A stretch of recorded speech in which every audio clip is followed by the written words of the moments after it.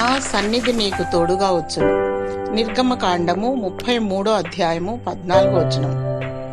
దేవుడు ప్రత్యక్షమై, నేను సర్వశక్తిగల దేవుడను, నా సన్నిధిలో నడుచుచు నిందారహితుడై ఉండుము అని సెలవిచ్చెను. నిష్కల్మషముగాను పరిశుద్ధముగా పవిత్రముగా యథార్థముగా ప్రవర్తించుము. దేవుని సన్నిధి నీకు తోడుగా వచ్చును. తన సన్నిధి కాంతి నీపై ప్రసరింపచేయును.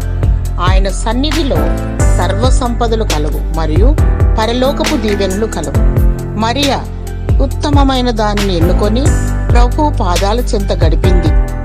దేవుని సన్నిధిలో మానక ప్రార్థించుము, నిత్యము స్తుతించుము, దేవుని వాక్యము గైకొనుము. నీవు వెళ్ళి ప్రతి చోటికి దేవుని సన్నిధి నీకు తోడుగా వచ్చును.